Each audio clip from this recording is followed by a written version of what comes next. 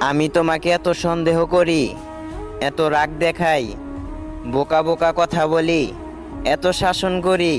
তুমি হয়তো ভাবো আমি তোমাকে বিশ্বাস করি না, কিন্তু জানো আমি তোমাকেই সবচেয়ে বেশি বিশ্বাস করি, তোমাকেই সবচেয়ে বেশি ভালোবাসি।